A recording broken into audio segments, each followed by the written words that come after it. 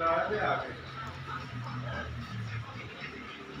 पूरे मारने ले आके ना इतना बड़े देखा ले चले उसे